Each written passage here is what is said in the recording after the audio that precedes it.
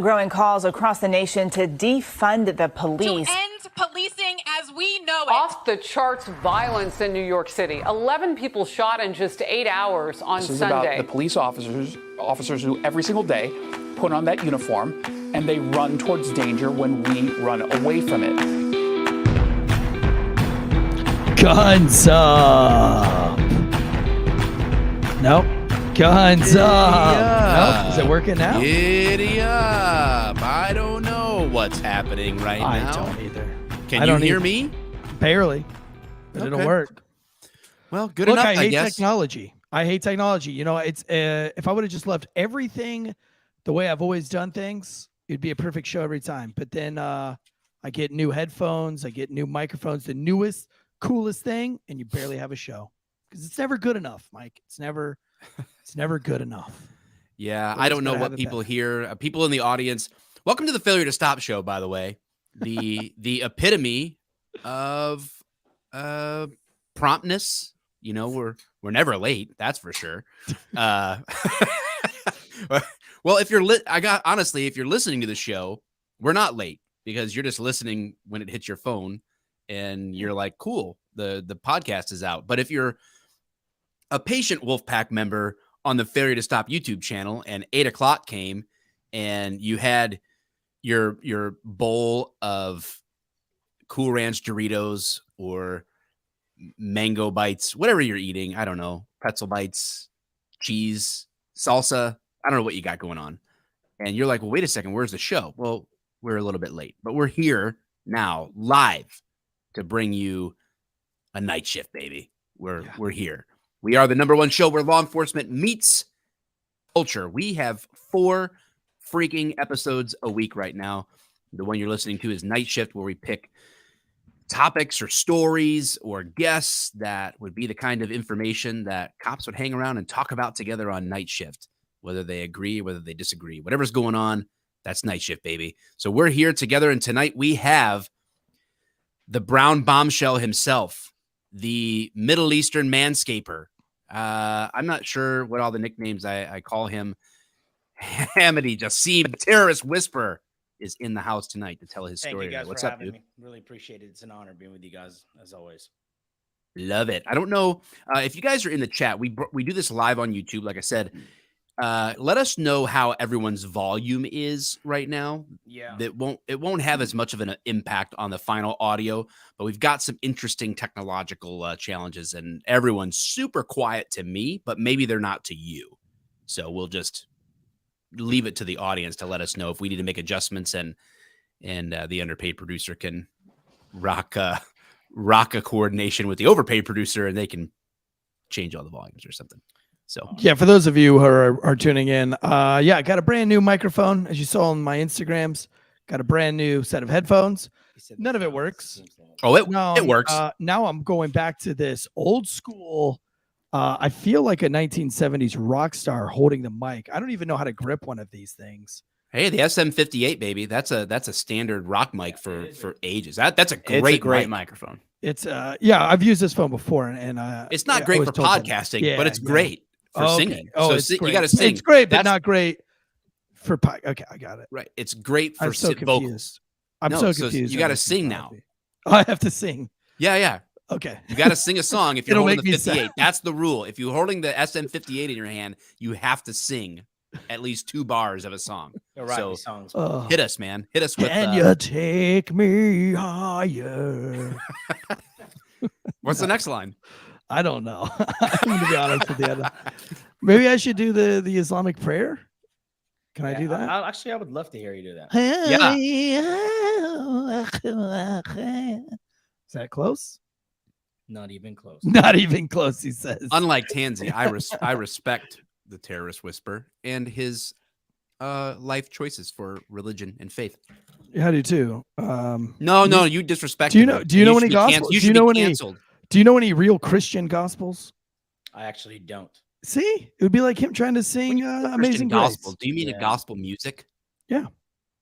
A gospel song? Yeah. Like Johnny Cash gospel or No, like that's choir country. gospel? No, Johnny Cash sang gospel songs. Wow. What gospel song do you know? Which one do I know? Yeah. I don't know any. I'm gonna be totally honest with you. Did you grow up in church, dude? Someone said them I too. can't think of anything right now. Look, I'm trying to do a lot of things right now. I'm trying to get But this you only have to audacity. do one thing. Just No, just that's talk. not true. I'm trying to get audacity it's to work. 100% true. What are you trying to do on your computer? Your computer's irrelevant. Well, it is. I have to get audacity going. It's not going. I'm being tugged on by these headphones going the other direction. Yeah. This is a rough show tonight, fellas. We'll This is just a use the rough stream. show. Yeah. We'll just don't- use the stream audio. Okay. And Stress forget about it. Just All forget right. about Stop it. looking at your computer. Look at that Stop beautiful, stressing, Eric. Take a deep breath. beautiful God damn it. brown man next to you, dude. This That's all you motherfucker. need to, Sorry. to do. Don't even have a hat. Don't even have a hat tonight. Yeah. Wheels have really fallen You're off. fucking a You mess. used to have the best hair on the show till Hamody showed up because You're a mess. Oh. Well, Hamody, thanks. Hamody's here. That's what really messed everything up. Is all of our guests always do. he's been the coolest one. All of our guests are always remote, Yeah. and he decided to come to the studio. And Yeah. Always blame the brown guy. Mm-hmm. Hamody, what do you got going on? You were busy today. Just doing all kind of stuff, man. I have my podcast that's coming up soon. And we're doing, I'm sure, I talked to Mike and you about it. We're doing a counter-terrorism podcast. Honestly, I felt that it's my obligation to get back to work after all the disinformation that's been going around in the country, the media, everything that's been going on. And so decided that we're going to do a podcast, professional podcast that's actually going to be covering counterterrorism, Middle East, and psyop, psychological warfare, for those that don't know it. There's a motivation from the intelligence community, people that I worked with back in the day, that I should be back to work and try to fight this disinformation. I was shocked by the amount of Russian agents that were promoting within the last 7 days in this country.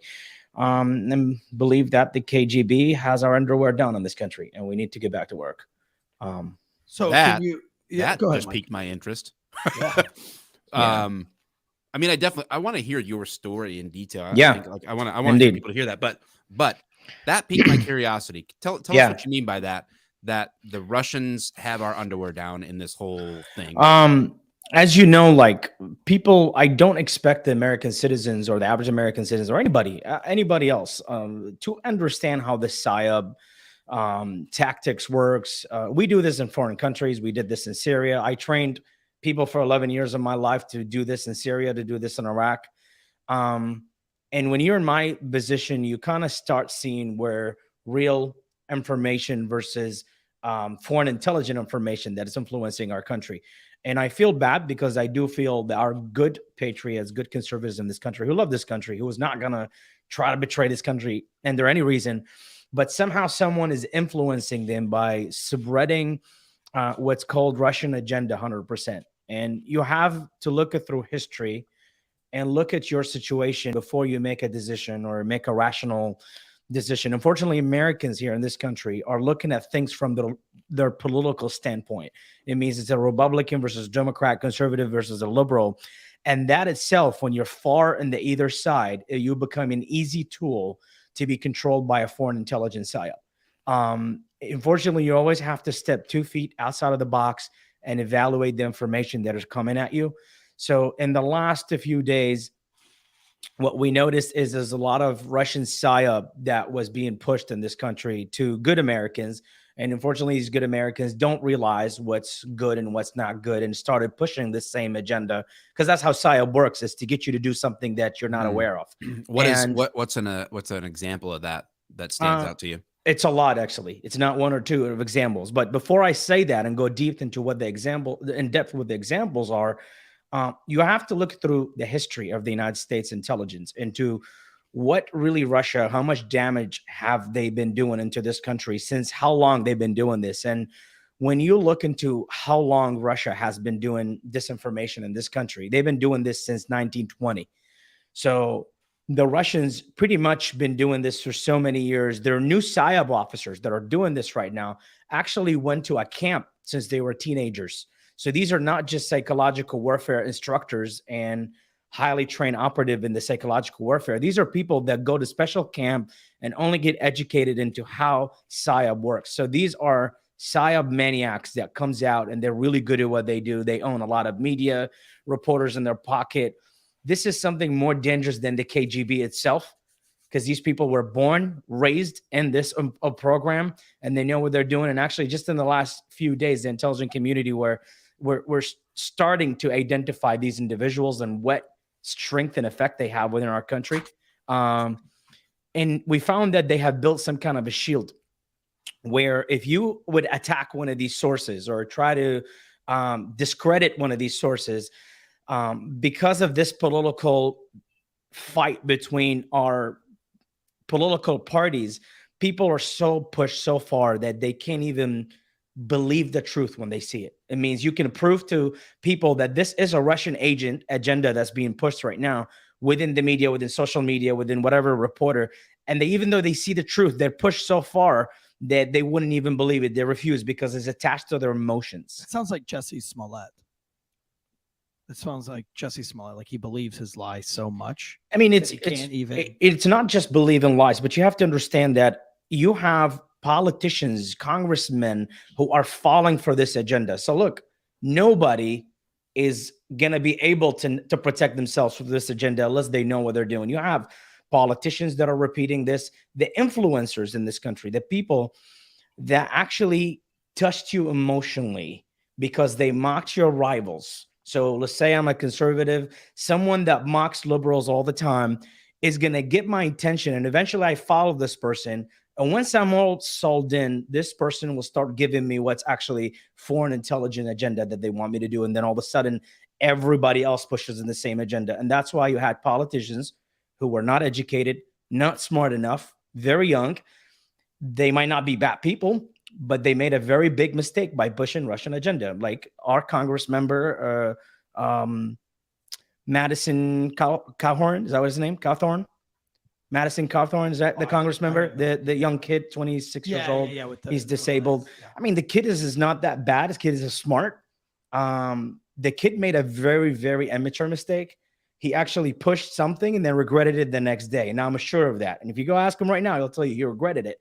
And what had happened that because of a lack of good advisors in his team, because of a lack of people who really can educate him, he pushed Russian agenda, and the Russian TV played it 5 times in one day. Played his video, calling Zelensky as a thug 5 times on Russian TV. And this didn't only benefit Russia and the United States, it actually benefited Russia to convince the Russian, look, we got this under control.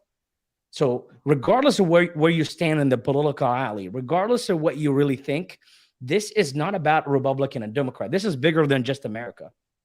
We're fighting a Russian bear that wants to conquer Europe and wants to find any excuse. And his plan was to take the Ukraine in 10 days. His plan was to take Lviv in 2 days. His plan was to stop manipulating Poland by day 11, but he's not getting anywhere. He's been pushed so far, a lot of money been pushed in there.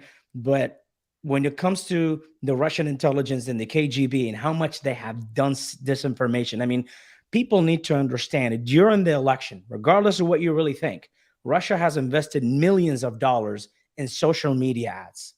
So you're saying that even if you think Zelensky is a thug, you shouldn't say it because Russia is going to turn around and take what you said, absolutely, and use it as propaganda to absolutely, the Russians to support his. And I can guarantee you, most Americans right now, the majority of the American people did not have any idea about what Zelensky is until the war started. And they still don't know. They still don't know. Going on what we only know what they tell us. We haven't heard a single full speech from Zelensky. We haven't heard a single full speech from Putin. And by the way, like I'm not a lawyer defending Zelensky for whatever reason. He could have done his own fair share of things. But when you come to think about it, why is Putin is going to the Ukraine? Putin is actually going to the Ukraine. It's not because he just wants to destroy the land. Putin is going to actually go into the Ukraine because he wants to kill this guy.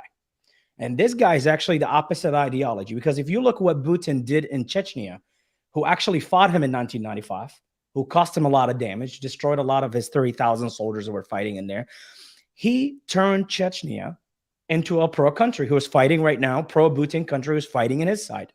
And all Putin does is appoint the right politician that work for him to whatever country that he's damages. He went to war in Chechnya. He destroyed Chechnya. Now he appointed a president to Chechnya, Kadyrov, who is a thug, actually, who's a real thug. That Kadyrov is now fighting in Putin's side. He's a radical Islamist that is pretty much harvested by Putin himself. So what Putin wants to do, he wants to kill Zelensky. Whether we like Zelensky or not, he is the best option you got right now that stands against the Russian bear that wants to conquer Europe. What started the whole thing? Why do you think now is when Putin decided to invade Ukraine? Putin's been planning this for 3 years. But why? Anybody else tells you any different is lying to you. What made him start 3 years ago? Because Putin doesn't prepare for the next 5 years. Putin prepares for the next 10 years. And Putin wants to get all Europe to obey under his rules. And that's what he did in Chechnya. That's what he did in Belarus. And that's what he wants to do in the Ukraine. So, but 3 years ago, what made him say, okay, 3 years from right now is going to be a perfect time? Like, how did he tell the weather? How did he forecast? I think because he had guarantees that we would not be responding as we should be.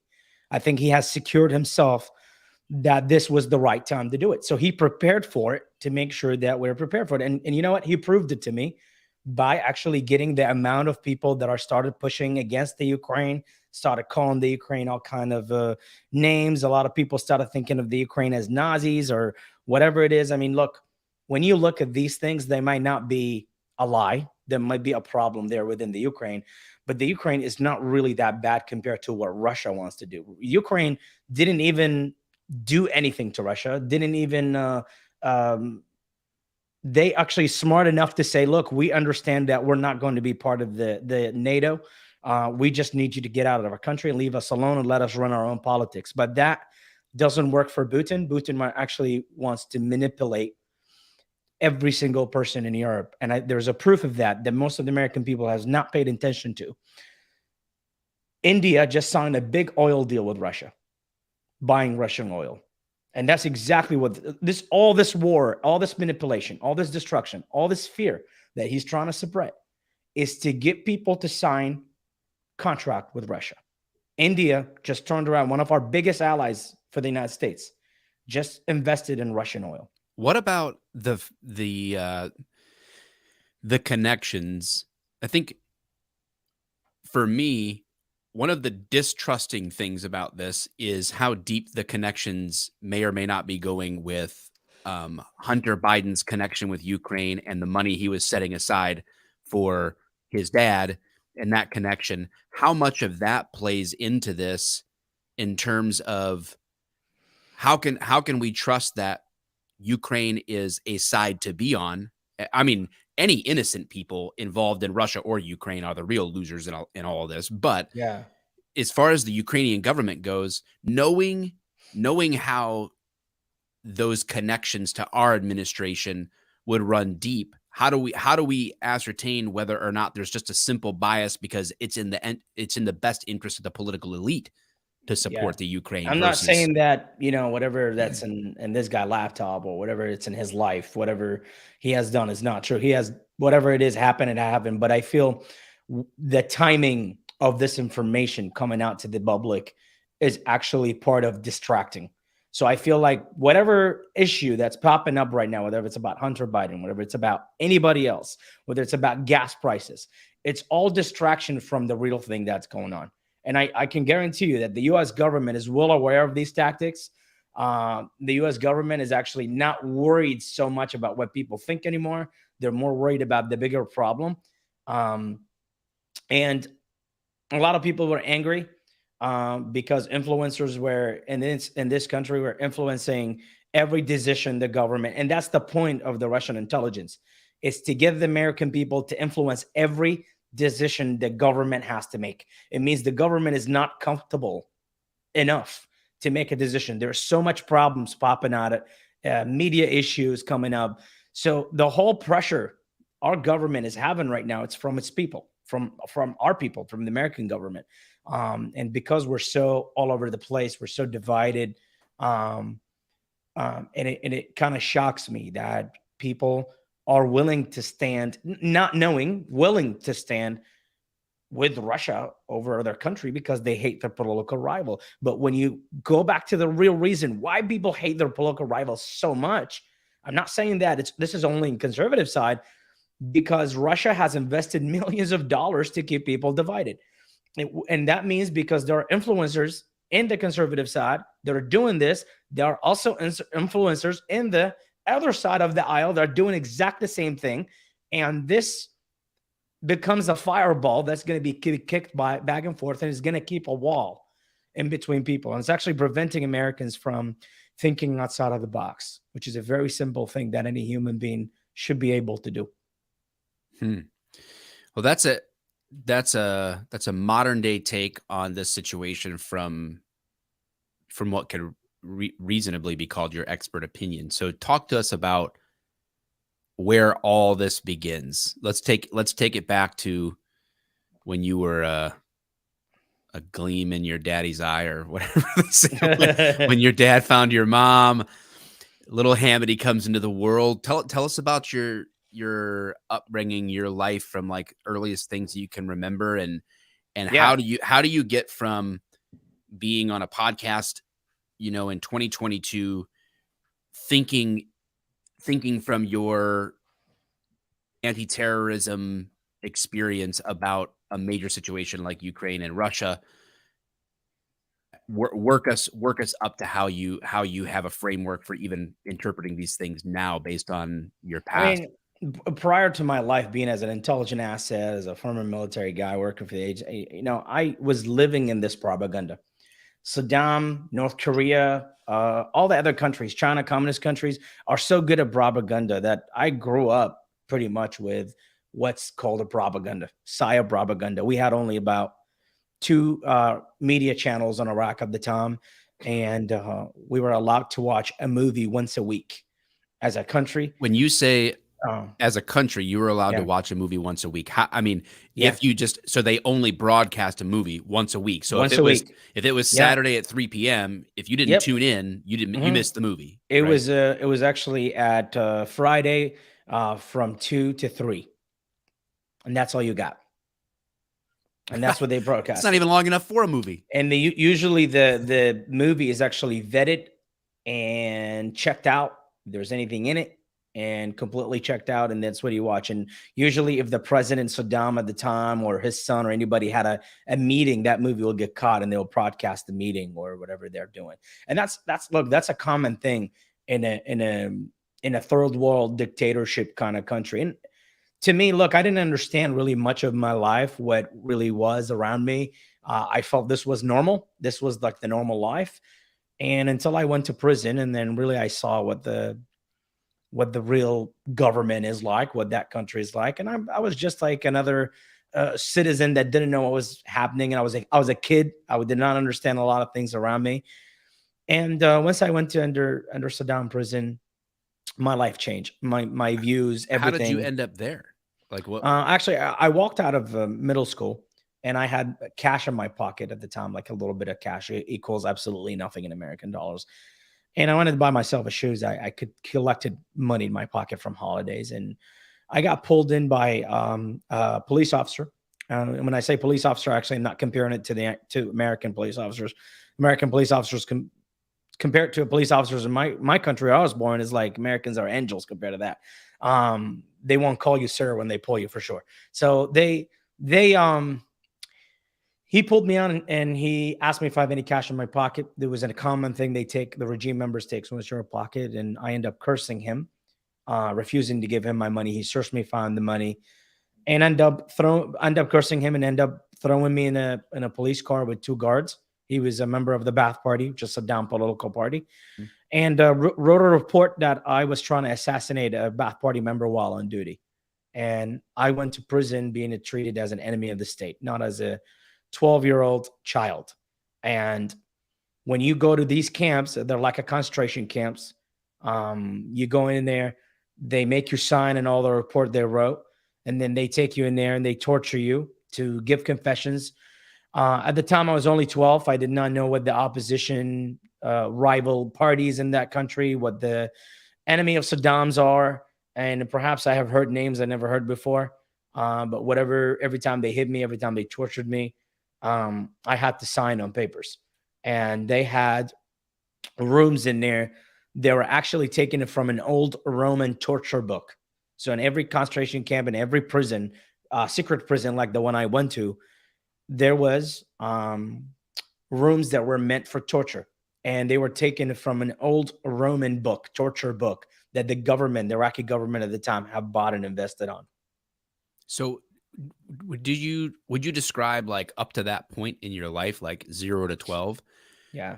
Did you feel like, I mean, did you have a good family life? Like, was everybody in Iraq at that time like all the same class? Was there like super definitely poor, not. middle class? Oh, like, definitely not. Their version. There was a good layers of classes. They were middle class. I grew up in middle class. There's a higher class, which is Saddam's elite, that lives from the government. They get paid differently. They get treated differently.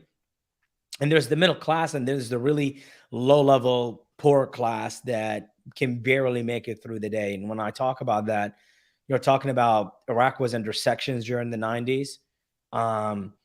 It was so hard, man. When I say it was so hard to get food.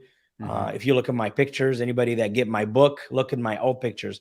I was skinny, man. You could see my my ribs right through my chest, and it just looked.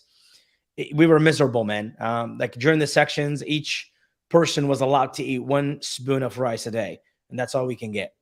There's nothing else we can get. And meat was a dream. You could not buy it. It was not something anybody can buy.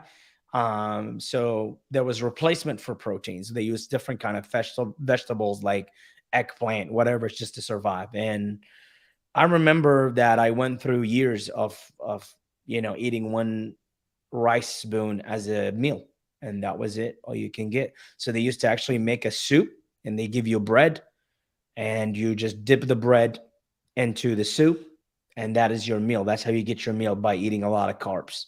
So and that was like the whole town had to go to like one spot. It's the whole country, not the whole town. Country. Yeah, the whole country, the majority of the country, almost 95% of the country, 95%. How long did that last? Years. I mean, you're talking about is after 1991, all the way up to 2003, until Iraq got liberated. Jeez. Until Saddam fell, yeah. And especially mid-90s, right after the Kuwait invasion, that was just bad, man. When Iraq got put into sections, we were blocked from the world. We did not get any food, any supplies, and we were living pretty much on a communist system. They give you enough, just about enough to keep you alive every month, and you go to one place, and they give you the bag of rice, the bag of oil for the month, and the bag of lentils and the milk, and that's it. If you have a kid, actually, you get the milk, and that's it.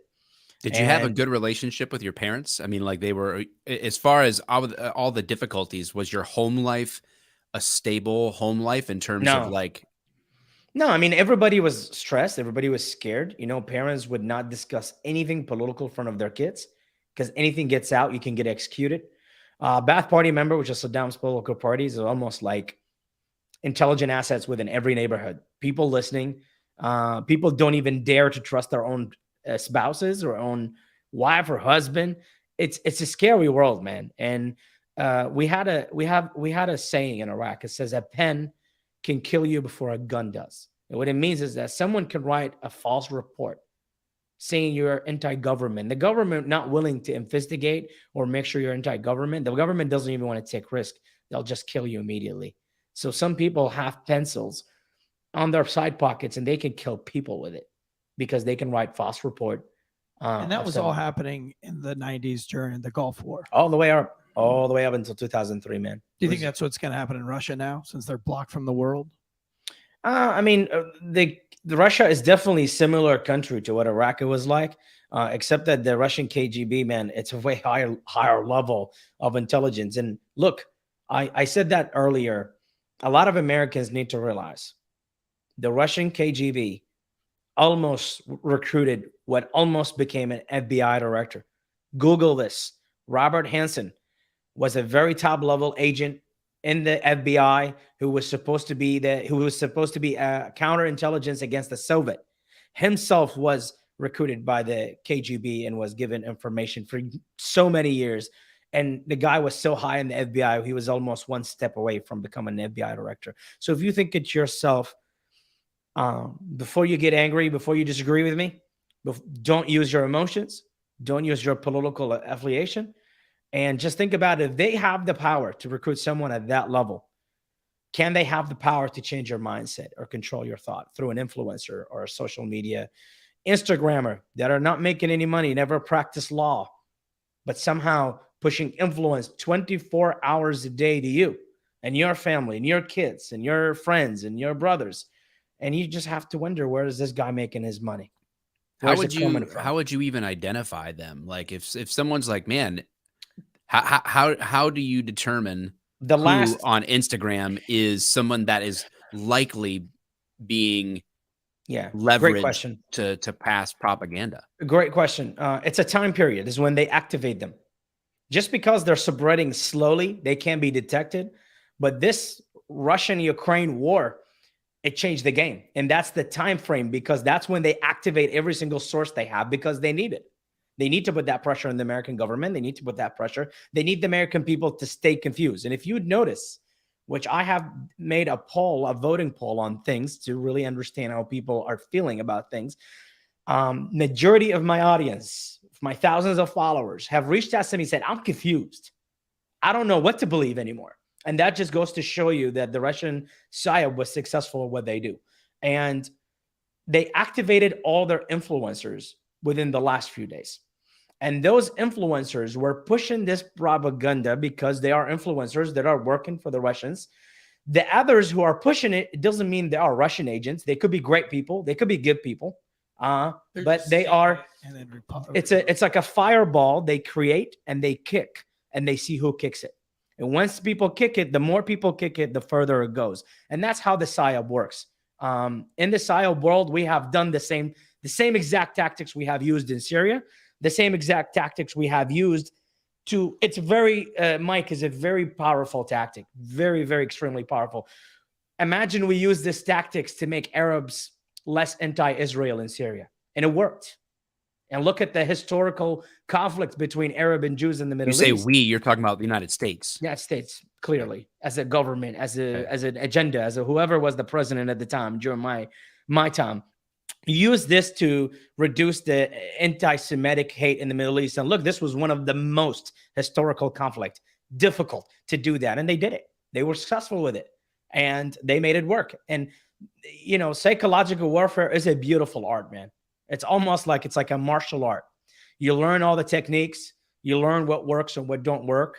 And you always have the social media. You have the influencing. You have people watching, and you can throw out there as much as you can until you become great at it. So unfortunately, Russia has some Tom Brady's of psyop skills, and they have built a camp. They have taken these guys as such a young age and turned them. And perhaps I posted that on my Instagram for people who wanted to wonder. A few days ago, I posted pictures of individuals who are among media boards, who are among big media channels. And I posted a pictures of 3 of these individuals. One of them is a male and 2 was females, of a picture of them while they were in psychological warfare camp when they were like 14 years old. And you're talking about, these are people in their late 20s, early 30s now.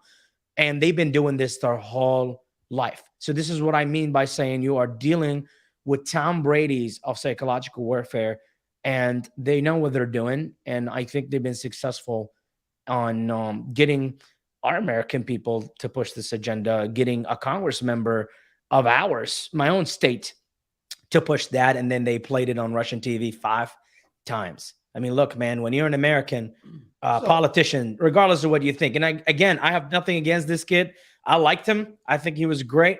But I think my only advice to him is get a good advisor in your team so you can avoid that, because he pushed it. He regretted it the next day. He had to explain himself, but it was too late. That same day, Russia took that and played it on Russian TV, because they were not only focusing on Americans, they were actually focusing how to convince Russians that we got this. We know what we're doing. And that's the point of them playing Madison Cawthorn video 5 times in one day to the Russian people. And I actually put the report they put on Russian TV on my social media. What would you say to the people that are saying that, they feel the government has lied to them throughout COVID? They feel that the government has lied to them about. I feel like they ran psyops on us. Yeah, right. And they did, and that's the whole point. Is that so look, I'm not saying that I don't want, and that's the scary part, because I do know the Russian intelligence and the Russian psyop have built shields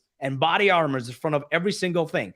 And anything you say that the other side not going to agree on, they're going to say, well, you're a liberal. That's why you're saying this. Or you are conservative and you are far right. And that's why you're saying this. So I want to avoid this shield that the Russian intelligence had created. And I want to say, look, it's not about politics. Let's put the politics outside of the box. Let's look at it as a human beings. There are problems we have in this country. There are massive mistakes that this government is making, because you are making a mistake. You are biting into the agenda. Guess what? Our government bites into the agenda. If you see politicians that are biting into it, who has a whole full team of advisors, supposedly full team of smart people behind them, and they still bite into things and regret it, our government is not any smarter. And you have to think that our government made a lot of mistakes, that our enemy took advantage of these mistakes and used it in their benefit to disinformation. So they knew people are emotional. They knew people are angry, and that is the right time to give them. So what's important, you're saying, is like, what's important is that Russia is the bad guy. It doesn't fucking matter what happened with Hunter Biden and his laptop, or what deals that went down with the president. We have to stop Russia and put that stuff aside. Not saying that you forget about it. Put that to the side, because it's bigger. It's like bigger than our problems, bigger than what we're dealing with. And when it comes to the Ukraine-Russian war, you have to understand what is the biggest threat in these two countries right now to us. The biggest threat is Russia, not the Ukraine. The biggest threat is Russia, that is trying to expand its power, that's trying to accuse people on all different trying to find any reason, any specific reason to go after one country after another. But I can tell you, how did things go with Putin so far? We stepped in, the government stepped in, and you can tell the government stepping in to help the Ukraine, because you can tell how Putin is struggling badly in the Ukraine. And a lot of people were saying, we don't want to send our daughters and our sons to war. We don't want to go to World War III. I mean, look, man, think about it. The only thing make Russia right now the way they are is because they have nuclear weapons. Look at what they've been doing in the Ukraine. Do you really think Russia can handle a third world war? Now look what's been happening to them by Russian farmers, by Ukrainian farmers or Ukrainian volunteers or some foreign fighters from the Foreign Legion that are fighting. Russia is losing it badly, because Russia's strength is not within its military. Russia's strength is within their intelligence. And that's how always been the case. If you look at through all the damages they have cost the United States through history, it was all through their intelligence, not their military. So bring it back to, if we jump back to you're 12 years old. Yeah. The Iraqi version of the Russia today, bringing it back into that context. Your parents, did they know that you went to this place? Did they not know that you went there? Like, did you just not show up at home and they're like, does the soldiers or the bath party go to their house and knock on their door and go, hey, your son's in some torture chamber right now? I had money left in my socks that I hid that day. And I gave it to a prison guard during the night that actually cleans the commander of the prison office at night. And there was a landline and I gave him my family number, and I asked him to tell me who answers the phone, just let him know where I was. And that's actually what saved my life. That would change everything in my life, because if my family didn't know who I was, they could not have paid the money to get me out. And when my family paid, I was not aware of what was going on the outside. I didn't know what was happening. Within 8 weeks, usually a prisoner signs all the paperwork, all the confessions, and then they get sent to what's called the Ba'ath Party Supreme Judge, where he got actually executed in Saddam's trial. And he will take about 1,000 persons, separate them in 500 person group and just decide to execute 500 and send the other 500 underground prison. So usually people who come into this kind of concentration camps, within 8 weeks, they get sent out to go get their punishment, whatever it is. Some of them might get sent back to the concentration camp. Some of them might go to underground prison, and some of them might get executed immediately. And to clarify that, execution is actually the easiest punishment. The fastest. It's the easiest because you won't be actually tortured and starving to death. Yeah. You won't be living in these environment. I would never forget this scene from the prison. And the prison is not like an American prison where you have 2 prisoners in a cell. You have a big damn warehouse, massive, with 1 bathroom, and there is like people laying on the floor, a concrete floor. And the one thing that I still hit my head to this single day, every single day in my life, this hits my head. I saw an old man.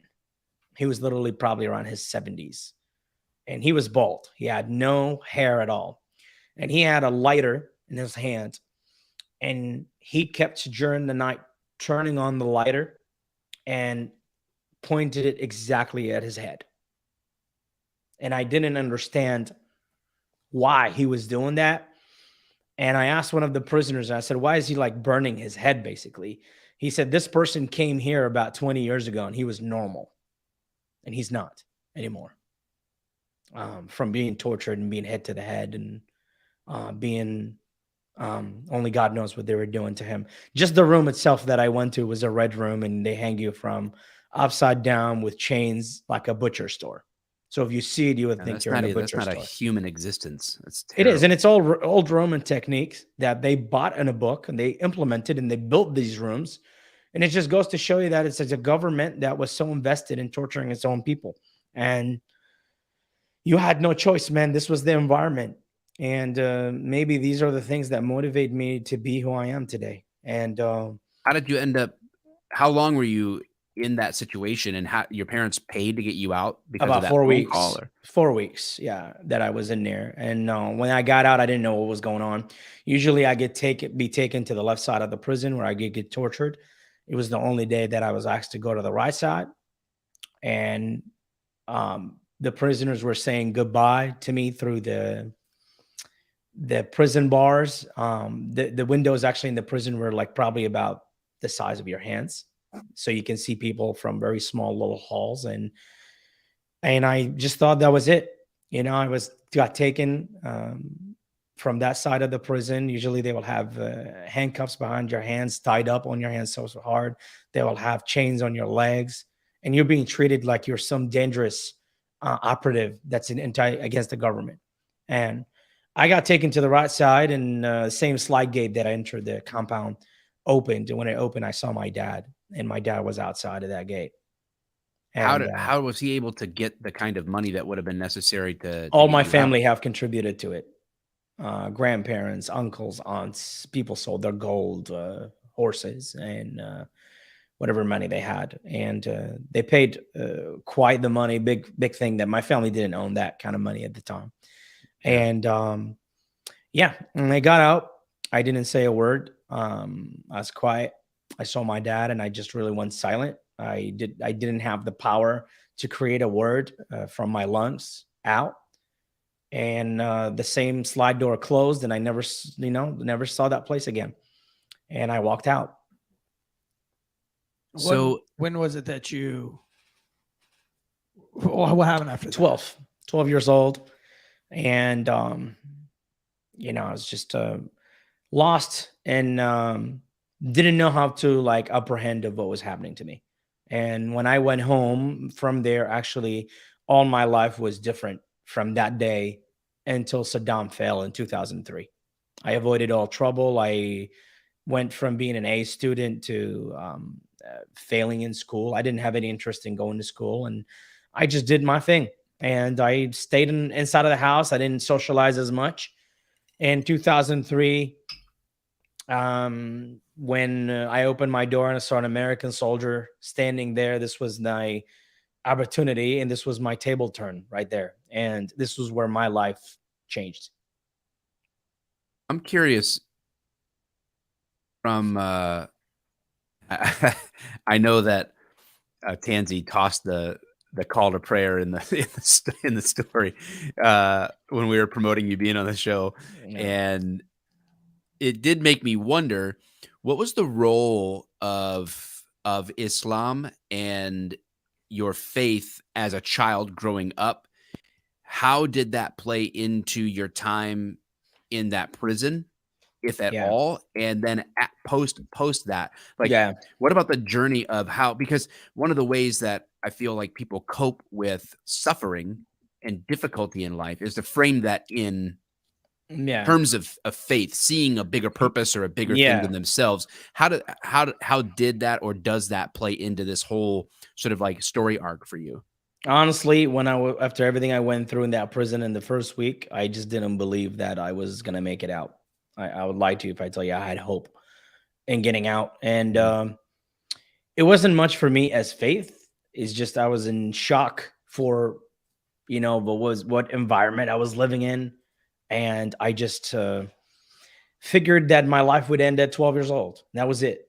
That somehow that at that point, actually, within a week, I was hoping I would die faster and just stop it and stop the environment I was going through. And I was just hoping that they hit me to the head or something they're doing, and then they can, but they were such a brutal enough that they knew when to stop the torture. They knew when to stop to keep you alive. And I really didn't have much faith, I would say, in religion or anything that when I was out of prison. And, I became a soldier after 2003. I joined the military and went to fight a war. And it wasn't for me personally, it wasn't about religion. I didn't care who was in front of me. They could have shared every single thing in their life with me, not just the same religion, but after 2003, whoever was going to be in front of me, I was going to shoot him. So you said you opened your door, it's 2003, and there's an American soldier there. How do you go from whatever was going on in your life at now your late teens, early 20s, right? Like that time you see a soldier there. How do you go from the life you were living there to siding with the Americans and entering into the military service? I mean, it's a very fascinating moment. Imagine you live my life.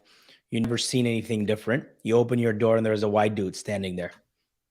And it's a very fascinating moment in my life that when I opened that and saw an American soldier, two questions that came into my head. Would these Americans remain here? Would they pull out and then Saddam is back? So actually the first question I asked him is, are you guys staying this time? And he said, yes. And when he said that, I opened the rest of the door. And my conversations was extremely fascinating with that American soldier. I felt, at that point in my life, honestly, it was a very different moment that you look left and right, all these Ba'ath Party members, people who worked for Saddam, you didn't see them. Every single day you wake up and you see these people standing there watching you. And that day was nobody. It was just me and this American soldier from Texas. And he assured me that they were not leaving. And within the first week or so, they let go of the old Iraqi military. They basically let it go, and they demolished the old Iraqi military, and they established a new military.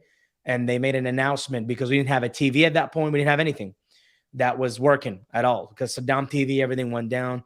And through radio, they said, hey, we're taking a new Iraqi soldiers who wants to join the new Iraqi army. And I was a soldier number 19 that showed up at the recruiting station. Number 19. Yep, I'm soldier number 19 that joined the Iraqi military in 2003. Wow. And just showed up. And there was about 4 people in front of me. And at the time, I was only 17. They were taking 18 years old and older. So I had to fake an ID the same day to get back. There was 4 people in front of me in the line getting in to the MEP station. And I was number 5. And we were probably the most hopeless 5 people in the country because the military was mandatory during Saddam. Nobody wanted to be part of it anymore. And we just showed up, and others were actually happened to be political prisoners as well, been through a lot of shit, a lot of things in their life, and they had their own stories to tell. And this was a great moment in our life because we just went from those guys who got beat by this government, and now all of a sudden we became the law and they became the fugitives. And it was the biggest table turn in Iraq history. Now, before that, because we have some guys here in the chat that obviously are really experienced guys like RYD PLRS. I'm sure his resume is amazing when it comes to foreign affairs.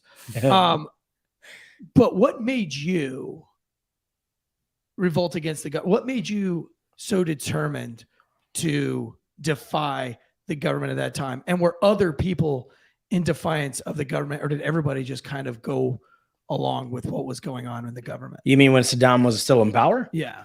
I mean, nobody could breathe when Saddam was in power. Nobody could even say anything. But maybe somebody like you refused to. At 12 years old, you were already refusing. I'm not giving you my money. Were there other people doing that as well? No, I was just not being smart enough.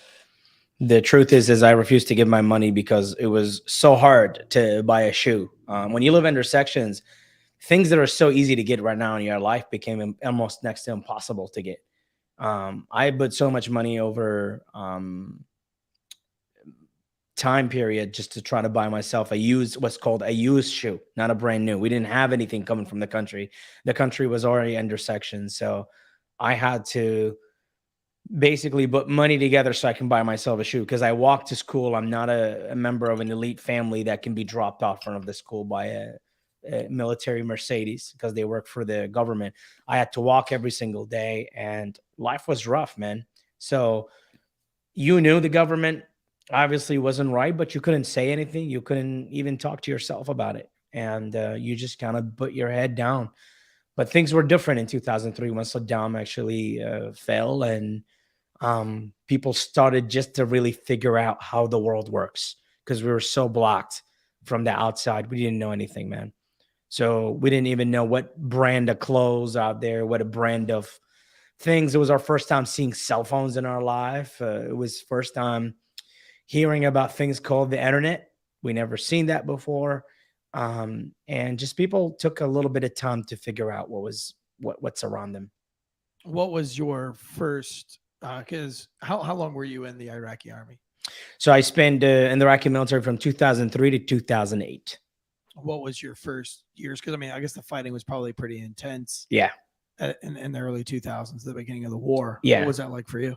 So, and for someone like myself that I lived through the whole 5 years of the surge, like 2003 to 2008, every year was different. 2003, that was the beginning of the surge, the beginning of the fight just started. People were still trying to figure things out. I participated in the first Fallujah battle in 2003 and went back to Haifa Strait, which was another most dangerous 2 miles in the world in Iraq. And 2004 was a very the firefight season. This was the year that we actually engaged in firefights more than anything. We were fighting toe to toe with the enemy. It was a cell versus a company, and that's how it was. It was fighting in the streets all over, man to man, and that's how it was in 2004. In 2005, that's when they kind of regrouped and they started bringing IEDs, car bombs, and things got even more violent as the years went by. But 2004 and 2006, probably one of the most worst years I had in that war. What made those? Just because of the IEDs, or? That's when the EFV bomb came in 2006, and the IEDs were massive and they were causing a lot of damage. I mean, you used to take a couple bullets or an RBG to a Humvee, and all of a sudden you take this little IED that blow up and just makes the Humvee disappears. So truly the fighting just went to a different level. Every year they were regrouping, coming up with a new thing. 2004, the Iraqi military were smaller. We were a smaller number. We didn't have as much weapons, as much firearms, and we were outnumbered. I mean, imagine we started in 2003 with 150 soldiers. When we entered the first Fallujah battle, it was about maybe a couple hundred soldiers that were fighting in there, Iraqi soldiers from the first Iraqi division. I mean, you're talking about there was just 3 brigades, and that's all they have. And as the fights went on, we established more divisions. We built the first division, then we started going to the second, to the fourth. We have some ICDC around all over the place, units that are basically established by American soldiers who are stationed in the area. And things gotten really harder as the time went by. And that Iraqi soldier who was showing up to work, he wasn't only in danger fighting at his job, he was in danger actually going on an R&R, going home at the end of the week to go to see his family. And if he get captured on his way, he doesn't come back. So it was actually a normal thing in 2004 that soldiers go home to see their families and they don't come back. Because they get kidnapped. They get killed. Yeah. And they don't come back. You just don't see them back.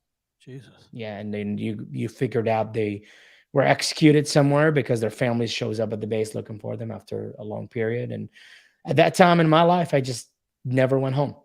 I stayed in the base. This was war, and you just had to deal with it in a way that I knew that if I went home, there'll be like 1,000 person that's just going to want to kill me.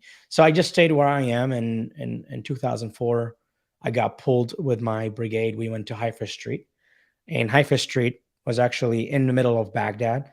It's just a 2.5 mile road, nothing that crazy, with a big apartment buildings on the side and each side. And this was where Saddam's former intelligence, former Fedayins, former basically suicide fighters, Saddam, just defended that place. And anybody went through that place got burnt. Perhaps the American 1st Cavalry Unit was actually given a lot of casualties there. And we went there and we end up in a big ambush around August of 2004. And I lost about 18 guys out of my platoon. 9 of us got out. I was shot in the right eyebrow, and shrapnel behind my knee from a grenade. And, it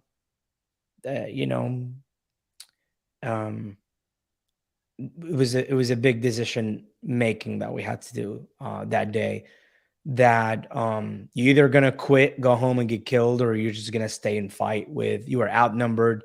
The biggest weapon we owned was a PKC, which is like, maybe it's equivalent to an M249, if that makes sense in an American language. And that's all we got. We got AK-47s, RPKs, and PKCs, and pickup trucks. We didn't have armored vehicles. The enemy has attached. You guys weren't attached with American units? No. So that's the thing, is if you're supposed to stay, like every Iraqi patrol. That's a great question. Every Iraqi patrol would be in the front of an American convoy at that point. They will just go in the front. So they will have a backup of some sort. If that day we were actually tricked. It was an ambush.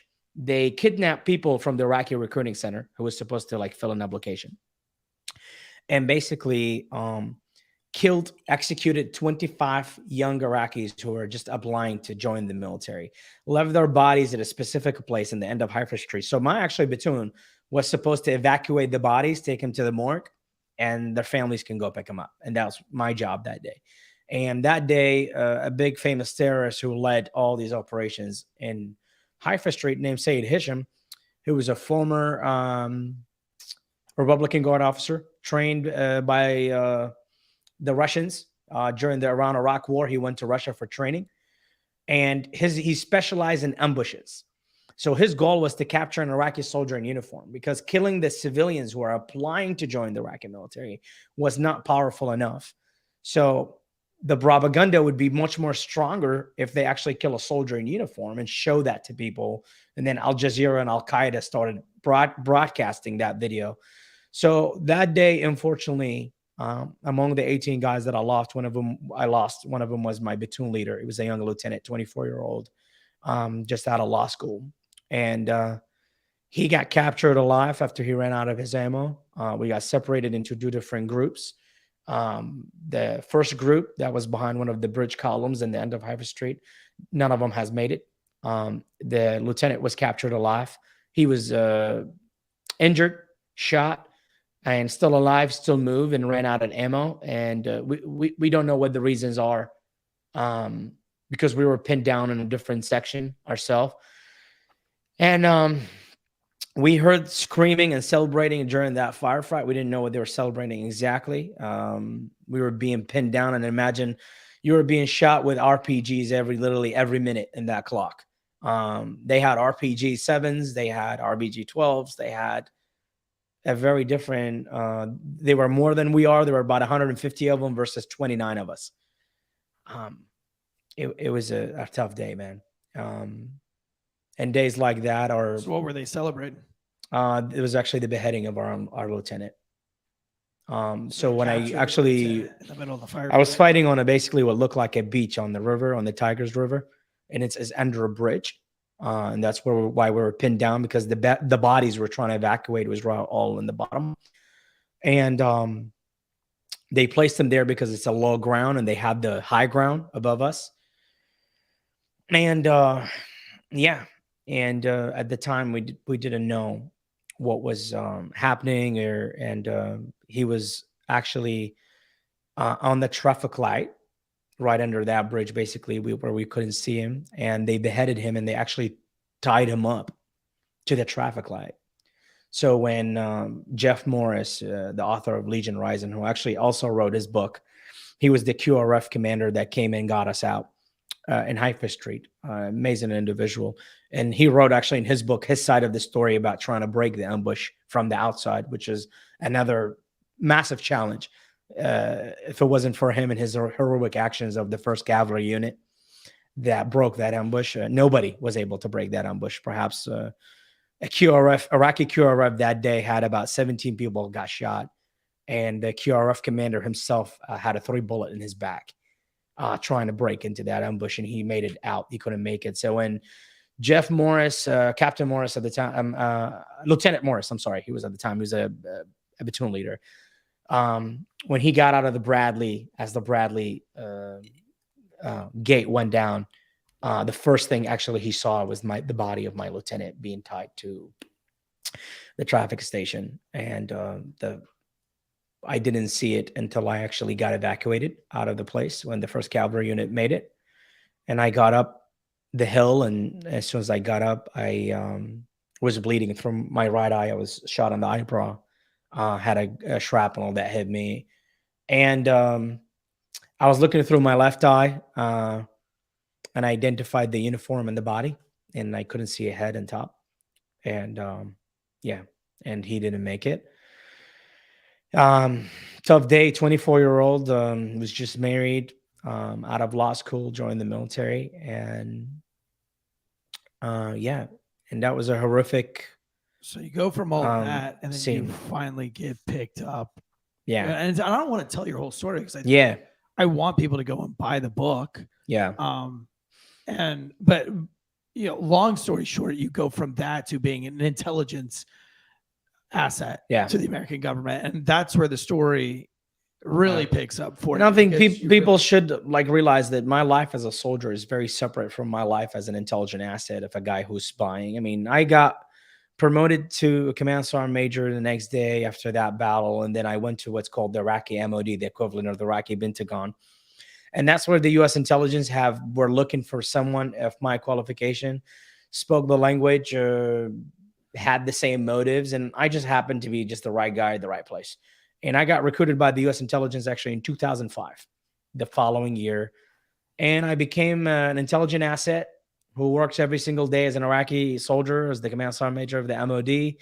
And I was working for intelligence agencies for the United States to collect intelligence, identify and locate members of Al-Qaeda or other radicals within the Iraqi government. And you can always say that I had a double life, a life that I lived during the day as a soldier, another life as an intelligent asset, as an undercover. I mean, at the time, my whole thing was not to make anybody that I have any kind of relationship with the U.S. government or the U.S. intelligence.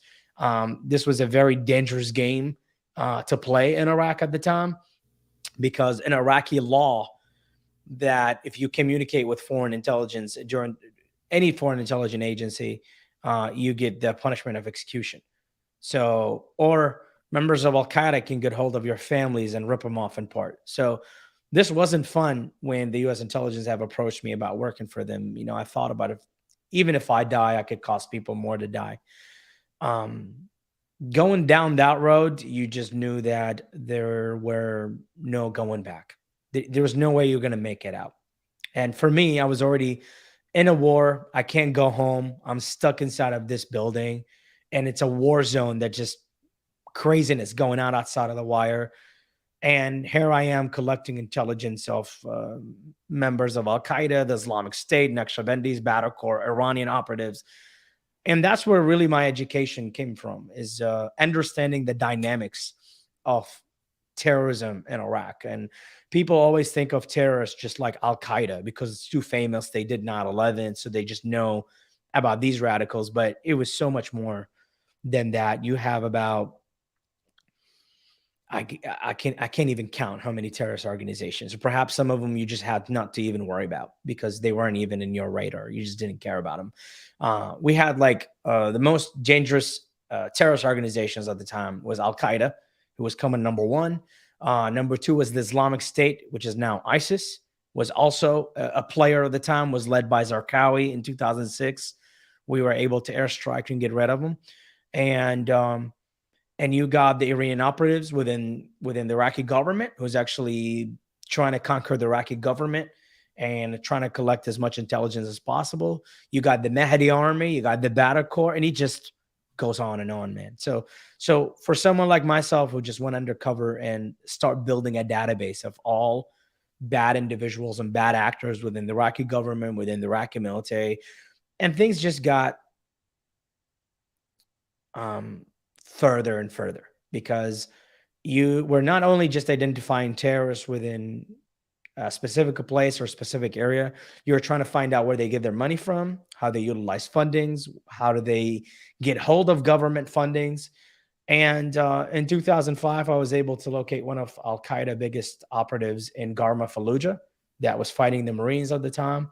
And they found we were able to distinguish to locate a football field full of cache and 2 metal containers buried behind the farm that was actually used as a barracks for foreign fighters from Saudi Arabia, Yemen, and Uzbekistan.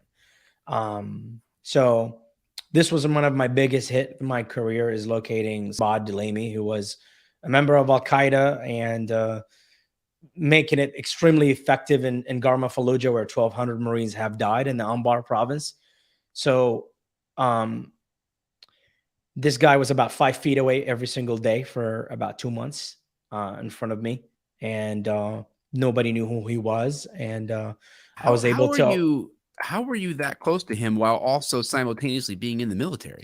That was my whole job, is to actually identify and locate. He was within you my literally building. had to just like go live a different life. Pretty much. That's why I said I have 2 different lives. Yeah. And his behavior is what I analyzed for the U.S. intelligence. Because I take it, you haven't read the book, Mike, and I think it'll clear it up. He's working in what's like our equivalent to the Pentagon. Yeah, and there's lots of people inside of this Pentagon. Spot on. And okay. A lot. It's like you think of it this way: it's the biggest budget in the country, and that's where everybody wants to be. It's where the money is, where the power, right. And that's the biggest budget in Iraq, is the Iraqi Ministry of Defense. So they're all trying to find their ways to get inside of that building. So it's almost like the honey jar that a lot of flies are going to come to it. So I just became this source that within this honey jar. So whoever comes in here, I had an opportunity to identify and locate this person where it's come from. So Sabah actually was coming from the Anbar province, where the Marines were heavily engaged, and he just happened to be within my range. And my job at the time is to analyze and understand who is leaders, who are not. And there was something about them at the time that they knew of his information. They knew who this person was, but they just don't know who it is. And at the time, the U.S. intelligence had some database that they were able to get hold from the previous government. And I was told that if my analysis were right, if I can get anything on him, fingerprint, anything that could match it. And at the time, actually, I went above and beyond to steal his fingerprints. And I tried one of my tactics, and it worked. I was able to get his fingerprints, and he came back as a match. So we only had a period of time to identify him and know who he was. And once we kind of tag him, know who he is, whatever he goes back to, we kind of track that and find out exactly where he is. So actually, the day he got detained is the day he left the building and went back to Anbar province to his nest. And that's I like where he how got detained. it started when, and if you read the book, it's really interesting. So he starts off in the intelligence community. They kind of adopt you in or Yeah. recruit you in after a gentleman sneaks away to smoke a cigarette every so often, and they finally, you asked where was he, and he said, "Oh, he goes outside every day to smoke a cigarette." That was like towards the end of my like career as an asset. That was like actually a couple years later. Okay, that's not how. So like down that road, I was just not the only person. I had sources like working under me. I got people tracking other people. I couldn't be just myself at that point. At that point, this was a member of Islamic State who was trying to build a suicide bomber within the building. The reason why the building was such a scary place, beyond words, that it was the scariest place. The reason why this is where high-end American personnel or government personnel from the United States government comes through. I mean, every time a U.S. delegation come through that building, I have to shut down all the doors. I mean, imagine I have about 3,000 employees in that building, and there are 20 to 25% of them are members of Al-Qaeda. Not to worry about the other terrorists. And you have people like Donald Rumsfeld walking through the hallway one day. And imagine, how do you tell the Secret Service, look, behind this door, which is locked right now, there's members of Al-Qaeda. And every time, so during that period, one of my biggest jobs was every time there's a U.S. delegation that's coming to meet with the Iraqi Minister of Defense, the Secret Service have to come talk to me first. And I have to make sure that everything is correctly done according to plan. So I will get called by a Secret Service agent. They will send canine dogs, and they will send a team that will remain and stays in the building until the delegation arrive. And then I will lock every single door in that hallway, and it will only we secure one hallway that goes up to the second floor to the minister's office. Name it. I had General Petraeus, General Martin Dempsey, General Gorelli, General Thurman, got foreign ministers of defense of the UK, Australia. Name it, man. The names that came through that place. I mean, look, every time a big name like that come through the building, and that is my scariest day. When you say there's Al-Qaeda there, is that Al-Qaeda, Iranian operatives, everybody. A holding place? What do you mean? I'm sorry. No, they're like Ministry of Defense. They're like basically they're employees in the building, and you just don't know who it is who, and you don't know what and weapons they have. To Al-Qaeda. What's that? But they're sympathetic or part of Al-Qaeda. Yeah, right? They're part of Al-Qaeda, and you just don't know who they are. So there was spy operations happening in both directions through pretty much. And our job was the safety. We had Congress member come from the United States to visit, and you had to lock every single door. And literally, I have bus soldiers behind a strong door that's like very big, massive door, and I have to put soldiers on each side of the door. Armed soldiers, and I have to lock it up myself and make sure that it's locked properly, to hopefully that no suicide bomber can get access to that hallway, that nobody can jump in. And it's a scary and time. In the book, at one point, he does find C4. Yeah. In one of the lockers. Like just an example, like one day we had Congress members, about 3 to 4 Congress members, they came to visit. And they bring them over in the Secret Service. We secure everything. We do our thing. And where I secured my line, getting them in and out, there was no bathrooms. Like I couldn't get someone to a bathroom. All the doors to the wild zoo that's behind the doors, where all the other employees, you just don't know who those operatives are, which terrorist organization. They may have guns. They may have suppressors. You just don't know what you're looking at.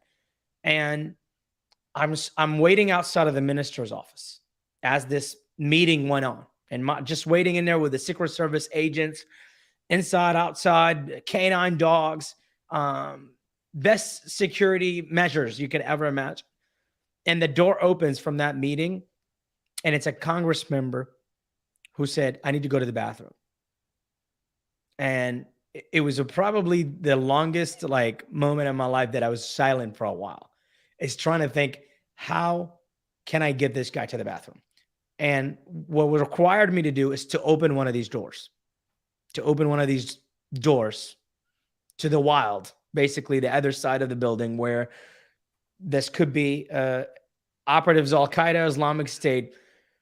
and walk him to the end of the hallway to a bathroom. And when he said it, literally like every Secret Service agent, every single advisor in that building, every asset just looked you in the face. I'm like, what you going to tell him? What are you going to do? Like, you going to tell this Congress member to pee in a bottle? Like, what are you going to do? And I just looked at him and I said, everybody stays. If I walk out there with him with a lot of Secret Service agent, they're going to think that is someone important.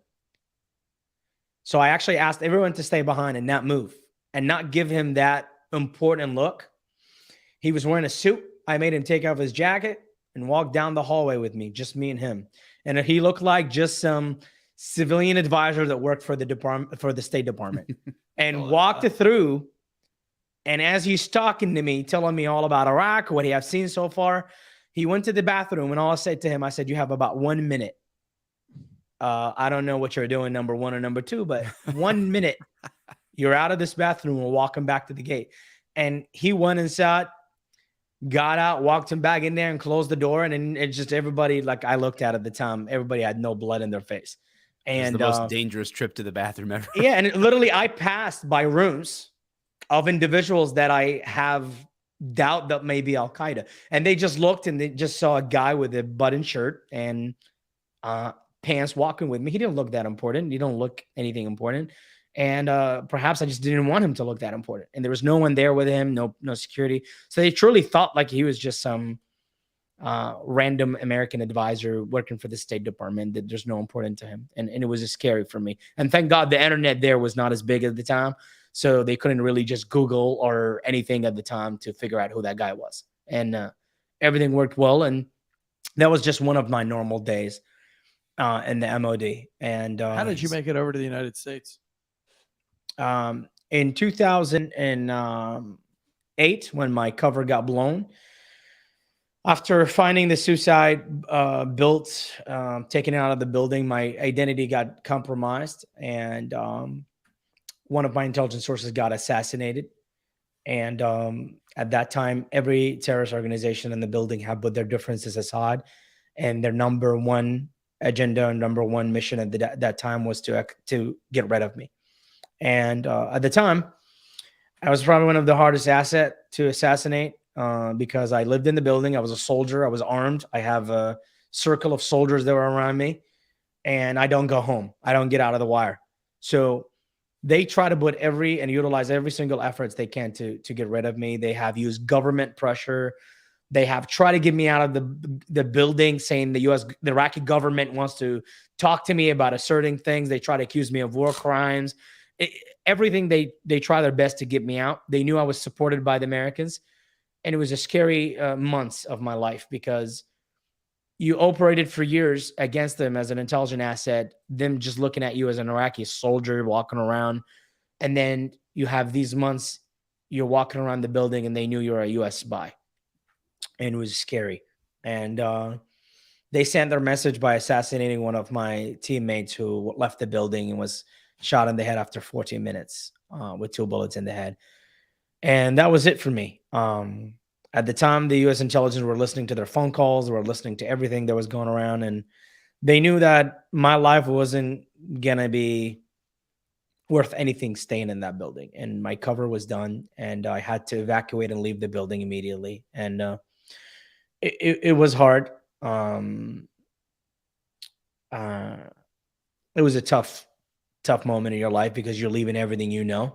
You're leaving your career. You're leaving the job that you were devoted to do. This enemy that you promised yourself that you'll fight through the rest of your life. And it was the best option to leave, to cost people less lives to be taken.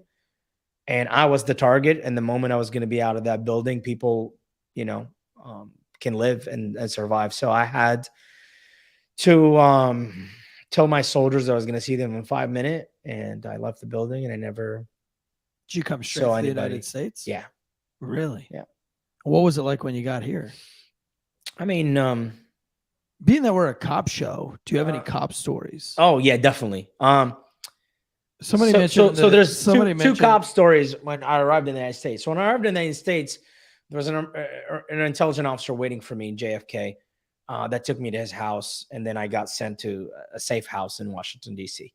And the first thing I got out of the plane I sat in the car, and intelligent officer who's in my documentary, in my documentary film on Amazon, if people want to watch it, sat next to me, and he saw me staring at a female cop, which is something I'd never seen before. It was fascinating, right? Like, I'm just looking at him like a woman with a gun. Like, all the guys do the same thing the first time she shows up in roll call too. You know, to me, that was like porn.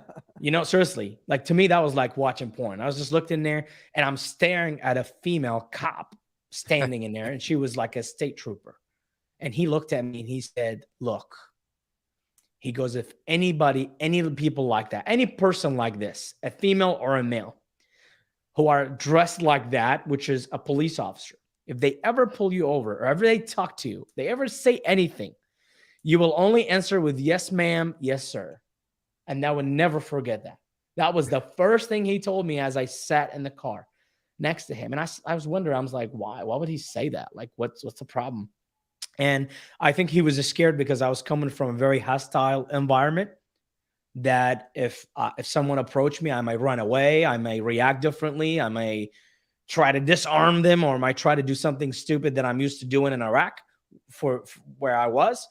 And I was afraid I would end up getting killed. So he just gave me that advice.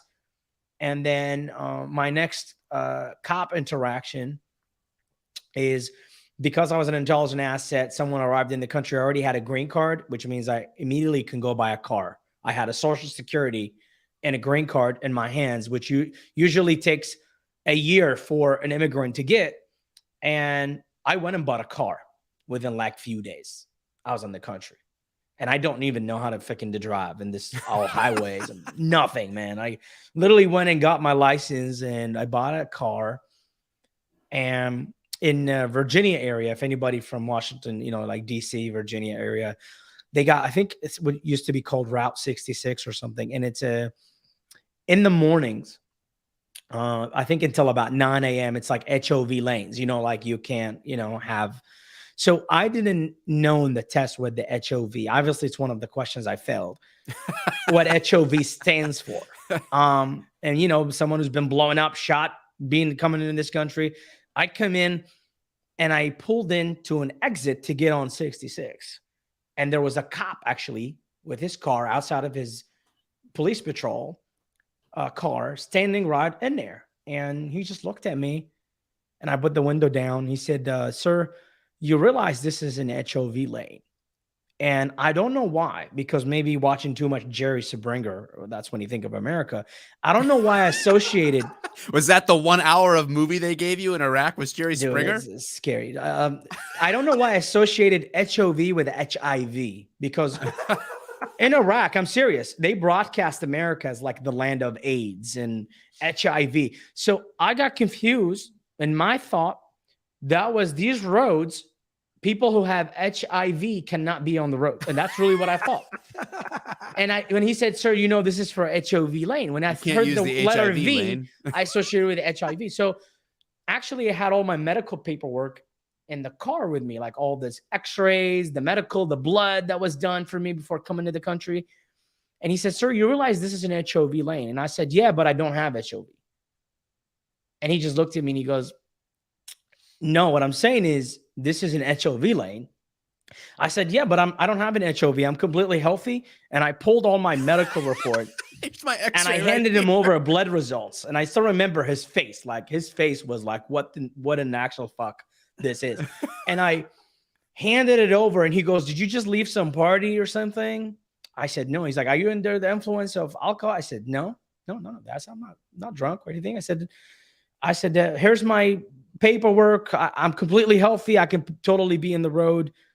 And he goes, can I see your license? So I pulled my license and I gave it to him. And he looked at the date. It was made like 3 days ago. And I looked like an adult male, speaking a perfect English with no accent. So the guy got really fucking confused. He went back to his police truck. He pulled my license, and he noticed like it was made 3 days ago. So he came back and he just looked at me. He asked me a question. He goes, where are you from? And I said, well, I'm from Iraq. I was an intelligence asset working with the U.S. government. And then I ended up making it here. I arrived in JFK, and this is all my paper, and this is what I used to be.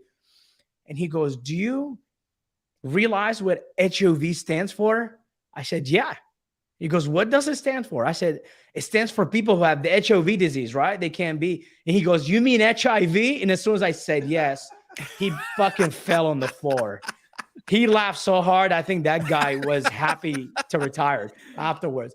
He laughed so hard first. And I just like, why is this asshole laughing at me? Right? Like, I'm like, I don't have HIV. Like, seriously. And I was like, is it possible I have picked up HIV while in the country? Like doing it 30 days? And he looked and he goes, HOVs, you need to have another person in the car. And he goes, sir, I can definitely assure you that we do not have the budget to make routes for HIV patients. And he goes, I can assure you we totally don't have the budget to make roads only for people. And I'm like, he laughed so hard. So he gave me the license. He said he was not going to give me a ticket and no warnings. And he said, today is on me. You go. And I went on 66 without anything that day. And he goes, just don't do it again. Don't come back. So he explained to me, he goes, you see that seat? You need to have another person. You need to have another person in the back. And he goes, that's what HOV stands for. And he was just laughing. He goes, HOV. He goes, that's what it means. He explained it. And then he said HIV. And he goes, yeah. He goes, we don't really care if someone had HIV or don't. But, you know, I was new in the country. I didn't know what the hell. And you know what? Thanks to Jerry Sabringer and all the shit that was broadcasted to us by Saddam's propaganda telling us what America was all about. I mean, seriously, it was, you know, you thought like HIV was a serious thing that you couldn't drive. And every time I go to DC, man, for a meeting or any work I have to do, every time I pass Route 66, I just laugh. That's awesome. Yeah. So guys, just make sure that if you can at all get Hamody's book, get it. If you can rent the movie, it's on Amazon Prime, right? Yes, sir.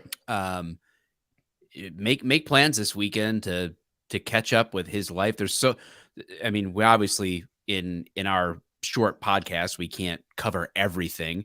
We've had you on before to discuss the synagogue shooting situation in Texas before. I mean, it's 5 years of war. It's pretty hard to put that in a podcast. Yeah. I mean, I've seen guys here that came home after the military service. They did like a 12-month deployment and wrote a 400-page book. Yeah, right. Yeah. I came in from a 5-year brutal war. I think my book's about 251 pages total. Get the book. The movie is out there. You'll enjoy because it's a real documentary. It's real footage. And it featured by the former CIA director, General David Petraeus, and members of the intelligence community. First intelligent documentary to be released to the public. And if you want to go more in depth, just read the book. And that was one of my main reasons that I put the book out there and released my story. Everybody should realize that releasing my story was going to cost my life.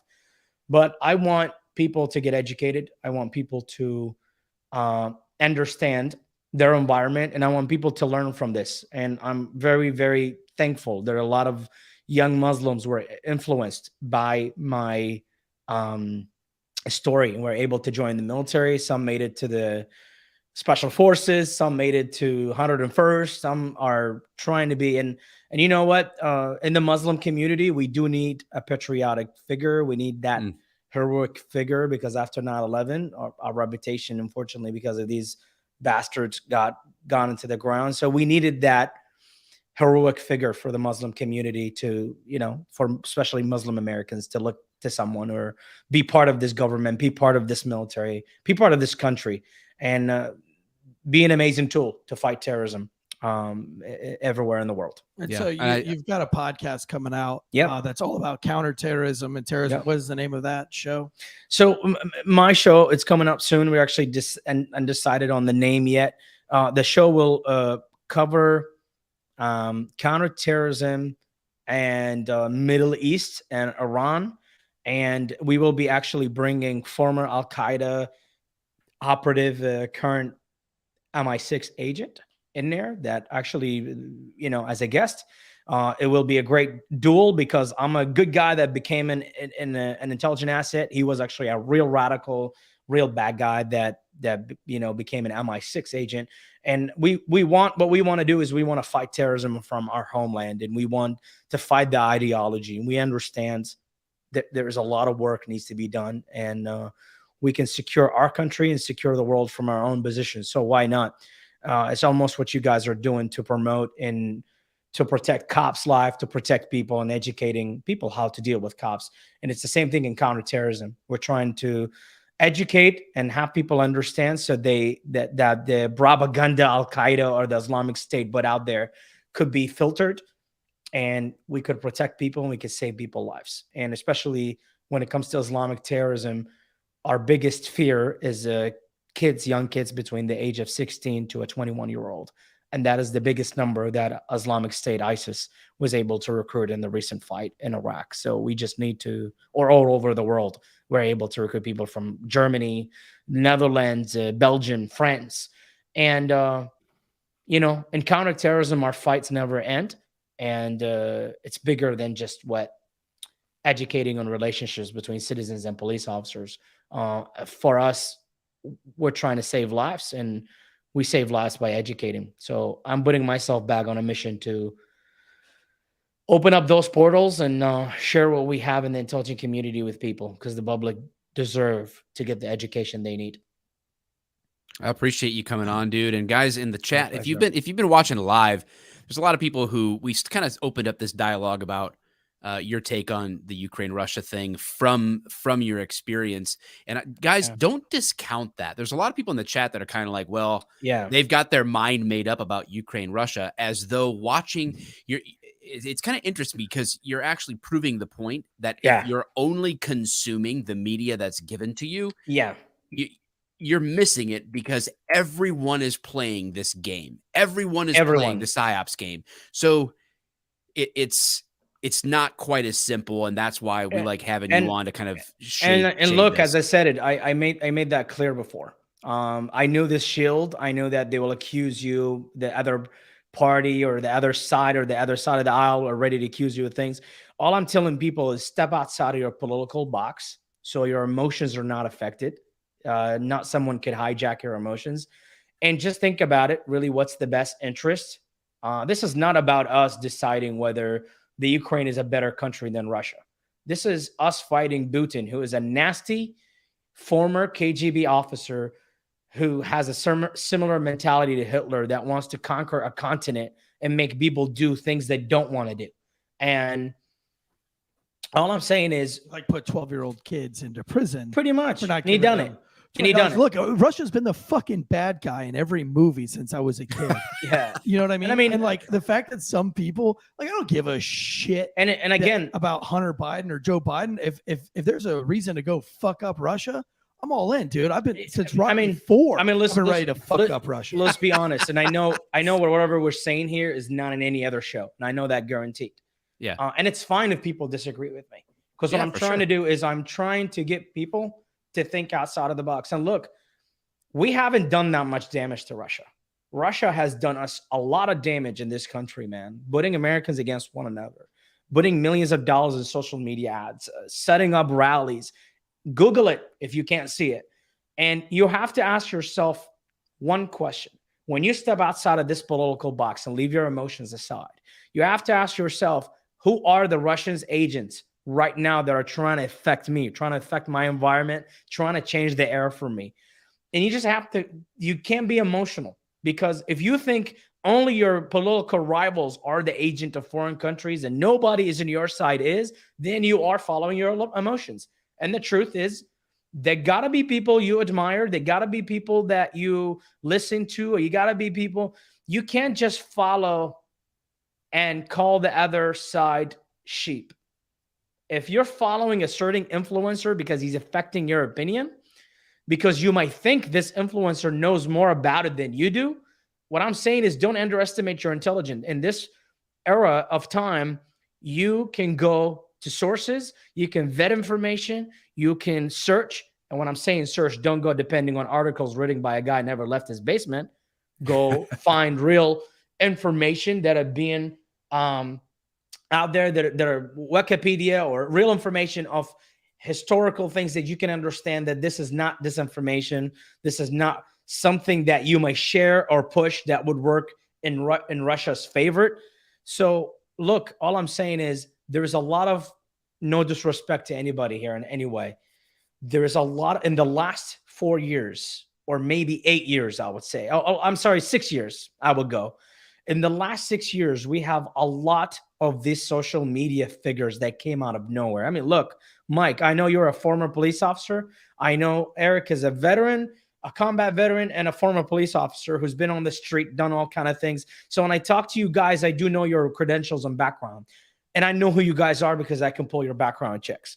But when I go to these individuals who are been influencing the community, been influencing the United States and its people, and I hate seeing Americans fall victim to that, because they got your intention by making fun of your rivals. Mm-hmm. And now they are not doing that anymore.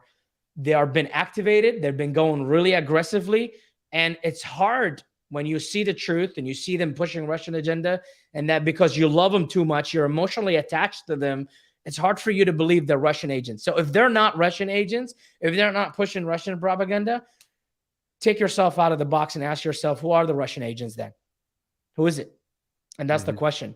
If Russia today wants to influence you in this country and play around with your feelings, your political affiliation, everything you have, who would they go after? Would they go after people that you don't talk to, you don't listen to, you don't give a damn to care for or hear? No, they're going to go after the people that you pay attention the most. And again, this is an art. Psyop is a very powerful weapon. Believe it or not, Russia Russia has a nuclear button, but they do have things that are more powerful than their nuclear war. And a lot of people saying, it's not my war. I don't have to go to war. And I can assure you, you don't have to go to war, because Russia doesn't have to come to you. They're already in your head. That's a good thing to pause us on, to think about, guys. When you watch this, if you watch this on YouTube, drop your thoughts in the comments. If you listen to it, be sure to engage with us. Follow us on Failure to Stop on Instagram, on Facebook, on our YouTube channel. You can join a Discord as well. Share your thoughts. Continue the conversation after this happens. And shows like this, where we separate from being ideologues and committed to only seeing something one way and hear perspectives and think things through, is a huge advantage. And we should take advantage of it for as long as possible, and we can. But we appreciate you guys tuning in. Thank you, Hamody, for being here. My pleasure. Terrorist Whisperer. Go get the book. Go watch the documentary. Any parting words? Follow him on Instagram. I love his Instagram because it gives me all the Ukraine updates. And yeah, for sure. I like how it's on he the just screen. puts out information there and then gives you questions to question it. And yeah, it's funny because I like to watch what DC Drano has to say, or Candace Owens has to say. And I do follow a lot of these influencers, and I think it's fun when you post something that they say and then you show kind of the propaganda behind it. And even they're getting tricked by some of this. And I think that's, very interesting. It's given me a new perspective. So I've enjoyed following your content. And Eric, as I said, in the last 7 days, I have put my political affiliation in the box, and I have locked it. And in the last 7 days, I've been only checking on propaganda and trying to vet what's coming towards my people, the American people, the people I love, the people I care about. And I see the American people is under attack by psyop, foreign psyop, and I need to protect them. Whether they agree with me or not, I'm going to try my best every single day to show them the truth, and hopefully they will eventually find out. Yeah. Well, thank you so much for spending the evening with me.